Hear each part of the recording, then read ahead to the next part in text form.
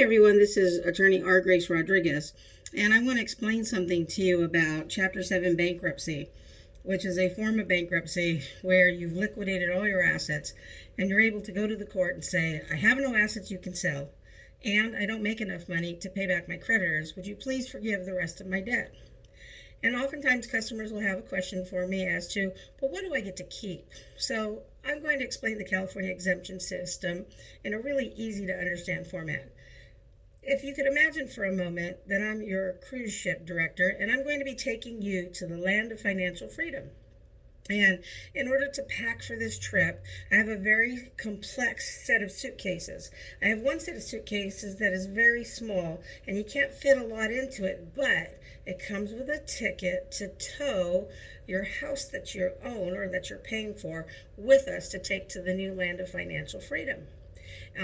We also have a bigger bag that has very magical pockets that can fit all kinds of your personal property. It can put quite a bit of money in there. It can put your entire retirement funds. It can protect quite a lot.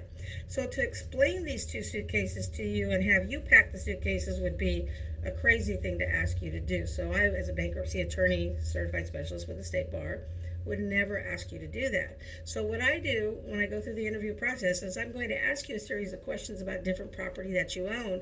And like most cruise ships, I have to have a manifest. The ship's manifest is a list of all the items that we'll be taking with you to the land of financial freedom. Some things can be abbreviatedly described. Other things need to be kind of appraised. We have to look online for values of different items that we're going to put in there. But everything must be on that list, because if it's not, right before we land in the land of financial freedom, we're going to be meeting with a customs agent, which is otherwise known as your 341A meeting. And at the 341A meeting, you'll present your ID, your social security card, and then the trustee will look over my ship's manifest to make sure that you've listed everything that you own that you're taking over to the land of financial freedom.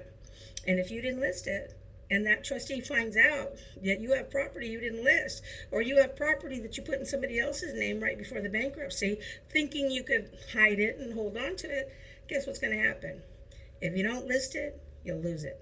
So imagine we're taking this ship and we're going to a land of financial freedom, which is very far away from the land of debt.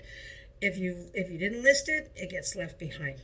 And when you get off in the land of financial freedom, it won't be one of the things that I can give back to you because it's not on the ship's manifest.